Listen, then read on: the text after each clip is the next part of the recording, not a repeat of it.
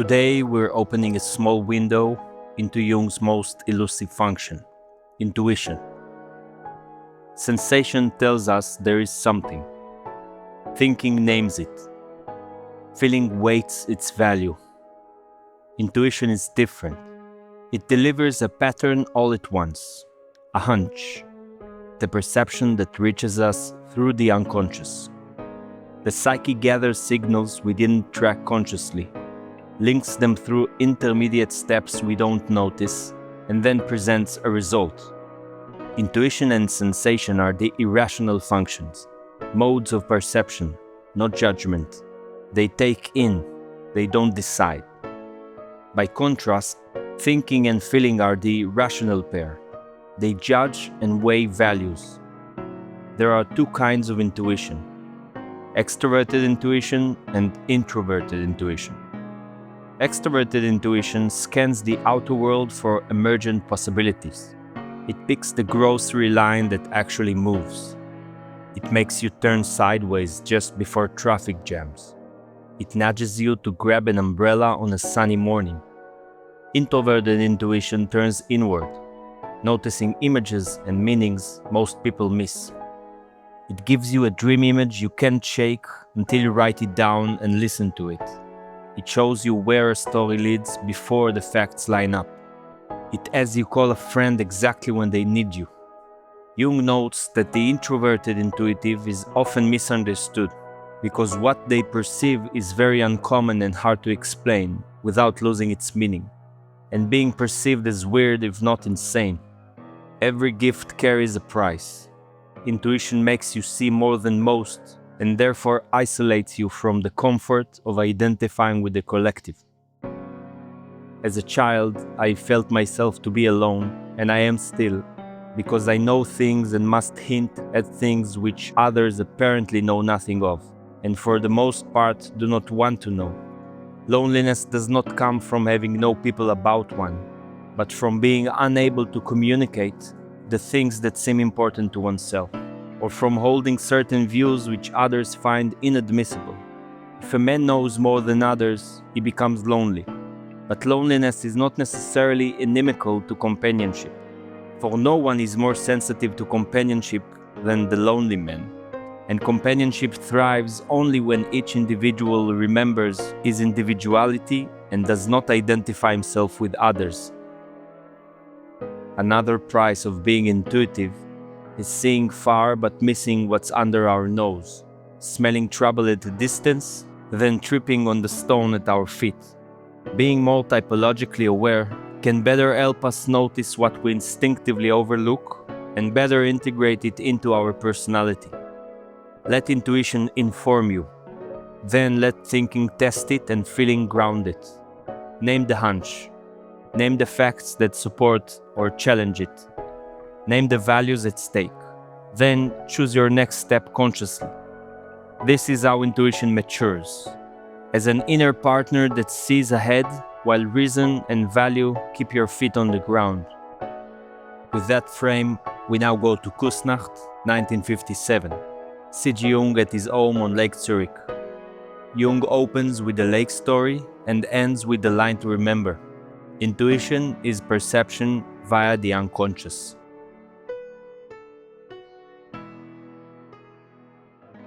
Intuition out there is a difficulty. You don't know ordinarily how intuition works. So when a man has a hunch, you can't tell exactly how he got at that hunch or where that hunch comes from. It is something funny about intuition. I will tell you a little story. I had two patients, but the man was a sensation type and the woman was an intuitive type. Of course, they felt attraction. And so they took a little boat and went out to the Lake of Zurich. And there were those birds that die of the fish, you know. And then after a certain time they come up again and you can't tell where they come up.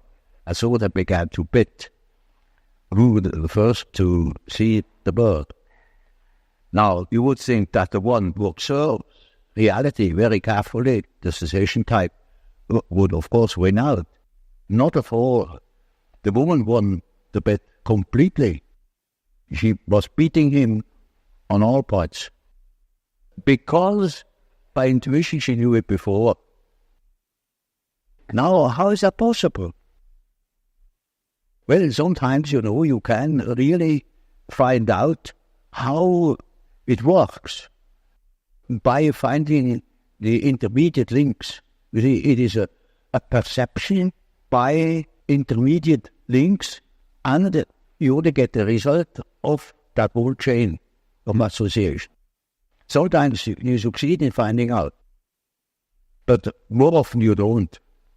So my definition is, intuition is a perception by ways or means of the unconscious.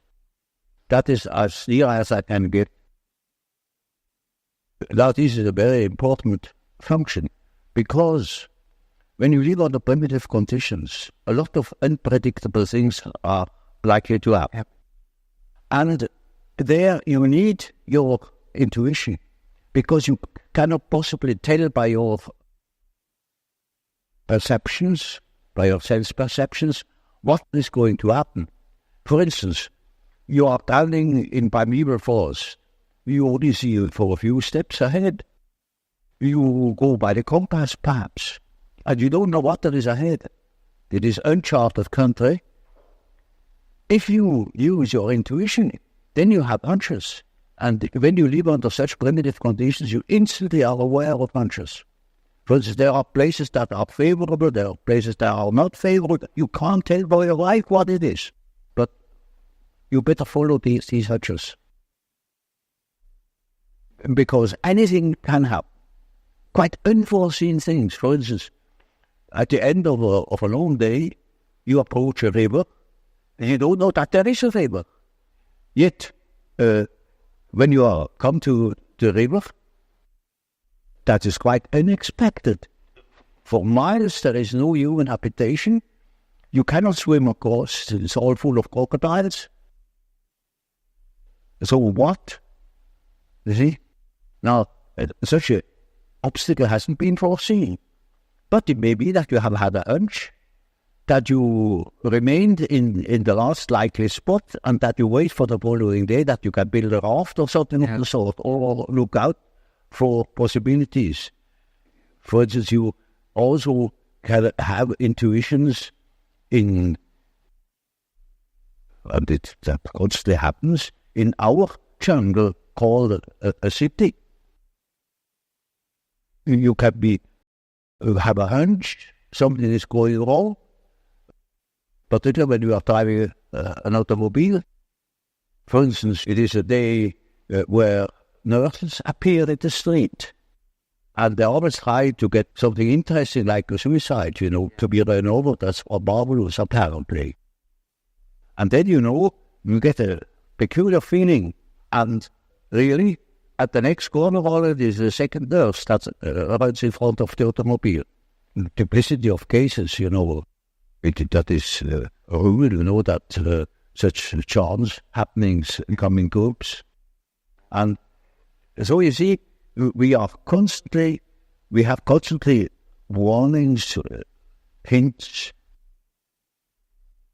that consist perhaps in a slight feeling of uneasiness or uncertainty, fear. Now, under primitive circumstances, you will pay attention to these things. They mean something. With us in our man-made, absolutely, apparently safe conditions, we don't need that function so very much. Yet we still use it. So you find them intuitive types, for instance, amongst bankers, Wall Street men, they follow hunches, gamblers of all descriptions. You find the type very frequently among doctors, because it helps them in their prognosis. Sometimes a case can look quite normal, as it were, and you don't foresee any complications. Yet, an inner voice tells you, now look out, here is something not quite all right, You cannot tell why and how, but we have a lot of subliminal perceptions, sense perceptions. And from those, we probably draw a good deal of our intuitions. But that is perception by the way of the unconscious. And you can observe that with intuitive types. You see, intuitive types very often do not perceive by their eyes or by their ears. They perceive by intuition. For instance, once it happened that I had a woman patient in the morning at 9 o'clock. And you see, I often smoke my pipe, you saw the smell of tobacco in the room, or a cigar. And so she came and said, "But you begin early." I said, "Couldn't you call it early at 9 o'clock?" But no, you must have seen somebody at 8 o'clock. I said, "How do you know?" There had been a man there that had come at 8 o'clock already. Then she said, "Oh, well, I had just a hunch. There must have been a gentleman with you this morning." I said, "How do you know it was a gentleman?" He said, "Oh, well, I just had the impression, the atmosphere, it was just like a gentleman, you know." All the time, you know, the ashtray was under her nose, and there was a half-smoked cigar. But she wouldn't notice it. So you see, the intuitive is the type that doesn't see the stumbling block before his feet. But he's had for 10 miles. You make a distinction between an intuitive extrovert and an intuitive introvert. For example, more specifically, what would be an example or a difference between an intuitive extrovert and an intuitive introvert? Well, you know, you have chosen a somewhat difficult case, you know, because one of the most difficult types is the intuitive introvert. Yeah, you know. yeah. The intuitive extrovert, you find them all hunters, bankers. Yeah. That is quite understandable. Yeah. But the introvert is the introverted variety is more difficult because he has intuitions as to the subjective factor, namely the inner world. And of course, that is now very difficult to understand because what he sees are most uncommon things, and he doesn't like to talk of them. Yeah. If he's not a fool, because he would spoil his own game by telling what he sees, because people won't understand it. For instance, once I had a patient, a young woman, about 27 or 8, and her first words were, when I had seated her, he said, "You know, doctor, I come to you because I have a snake in my abdomen." I said, "What?" "Yes, a snake. A black snake coiled up right in the bottom of my abdomen." And I must have made a rather bewildered face at her. I said, "You know, I don't mean it literally, but I should say it was a snake. It was a snake." Now, you see, our further conversation a little later, that was about in the middle of our treatment that only lasted for 10 consultations. She had foretold me, "I got 10 times, and then it's all right." I said, "How do you know?" "Oh, I got a hunch," she said. And really, about the 5th or 6th hour, she said, "Doctor, I must tell you, the snake has risen. It is now about here." Hunch. And then, on the 10th day, I said, "Now, this is our last hour. And do you feel cured?" And she said, beaming, she said, "You know, this morning, it came up and came out of my mouth, and the head was golden." And those were her last words. Now, you see, that same girl, when it comes to reality, she came to me because she couldn't hear the step of her feet anymore. because she walked on air. Literally. She couldn't hear it. That frightened her. And when she came to me, I asked her for her address. And then she said, "Oh, pension so-and-so. When it is not just called pension, but it is a sort of pension. I never had heard of it. Now, I'm curious, I never have heard of that place. Well, it's a very nice place," she said. "You're curious enough, there are only young girls there, very nice, and very lively young girls. And they have a merry time. I often wish they would invite me to their merry evenings." And I said, "But, well, they amuse themselves all alone." "Oh, no, there are plenty of young gentlemen coming in, and they have a beautiful time, but they never invite me." It turned out that it was a private brothel. I said she was perfectly decent girl, of a very good family. Not from here. She had found that place, I don't know how. And she was utterly unaware that they were all prostitutes. I said, "For heaven's sake, you fell into a very dark place. You hastened to get out of it." You see, that was her sensation. Yeah. She didn't see reality, but she had hunches like anything, and there came more. Now, you see, such a person cannot possibly speak of her experiences, because everybody would think she's absolutely crazy. I myself was quite shocked when I thought, for heaven's sake, is that case a schizophrenia? Because you don't hear that kind of speech. But she assumed that the old man, of course, knows everything, and he even doesn't understands such kind of language. So you see, if the introverted intuitive would speak what he really perceives, then back and over to the other side, he would be misunderstood. And so they learn to keep things to themselves. And you hardly ever hear them talking of these things. That is a great disadvantage. But it is an enormous advantage in another way. Not to speak of the experience they encounter in that respect, but also in human relations. For instance, they come into the presence of somebody they don't know, and suddenly they have inner images. And these inner images give them a more or less complete information about the psychology of the partner. You know, that is, but the case can also happen that they come into the presence of somebody who they don't know at all, not from Adam, and they know an important piece out of the biography of that person, and are not aware of it. So the introverted intuitive has, in a way, a very difficult life, although one of the most interesting lives. But it is difficult often to get into their confidence, you know. Yeah, because you say they're afraid that people will think they're sick. The things that are interesting to them or are vital to them are utterly strange to the ordinary individual.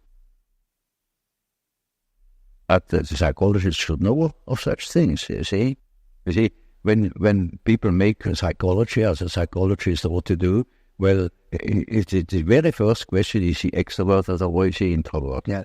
If we look at entirely different things, is he a sensation type? Is he an intuitive type? Is he thinking? Is he feeling?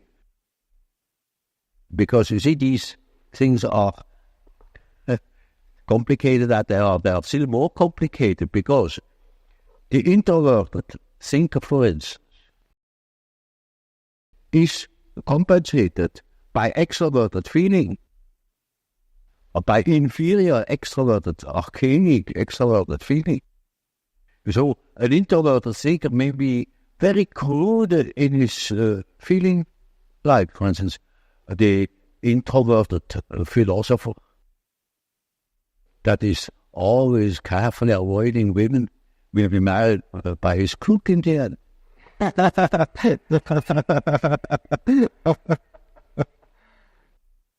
Of course, you're familiar with the work of Dr. J.B. Rhine at Duke. Yes. And, of course, some of his work in extrasensory perception and clairvoyance, mental telepathy, and so on and so forth. Some of the descriptions sound quite a bit like intuitive function operating. And in terms of your knowledge of this work, would you say that a person who has clairvoyance, in a sense, would then be an intuitive type? That's quite probable. Or it can be a sensation type, say an extroverted sensation type that is very much influenced by the unconscious. I see. Because he has introverted intuition in his unconscious. You see, there are two groups, the rational group and the irrational group. The rational group is thinking and feeling, because the ideal thinking is a rational result, the rational values. That is differentiated feeling.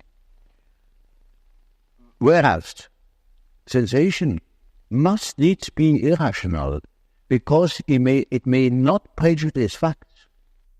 You see, it shall not prejudice facts. The real ideal perception is that you have an accurate perception of the things as they are, without addition or correction. On the other side, the intuition does not look at the things as they are. That is prison, that is anathema to the intuition. It looks, ever so shortly at the things as they are, and makes off into an unconscious process, at the end of which we have seen something nobody else would have seen. Now, so you see these people who yield the best results are always those people where introverted or introverted intuition comes in. But you see, that is a side aspect of it. It's not interesting. There's another question, far more interesting, namely that the terms they use, Rhine himself uses recognition, etc. They mean nothing at all. They're words, but he thinks he has said something when he says telepathy. That's nothing. Now, of course, a lot of the things that you're describing, I think often scientists will say, well, this is due to chance occurrences, chance factors. And Rhine, in his own work, used statistical methods. We find this happening more often than would be affected by chance. Well, you see, he proves that it is more of a chance. It is statistically causable. And that is the important point. And that hasn't been contradicted. You see, there was such a pool sap that happened in England. The man said, "Oh, Rhine, well, that's nothing but guesswork." Exactly. Yeah, that's it. It is guessing. What you call guessing, a hunch is guessing. A definite guess, is a hunch, Just that. But that means nothing. You see, the point is that it is more than merely probable. It is not. It is beyond chance. And that is the great problem. But, people hate such problems. They can't deal with it. And so not concrete. They're not in front of them. They can't deal with it. Even Rhine doesn't understand our argument in that respect. Because it is a relativation. Now I'm going to say something which in these sacred rooms is anathema. A relativation of time and space through psyche. That's the fact. And that is what Rhine has made evident. Now swallow that. Well, that's difficult.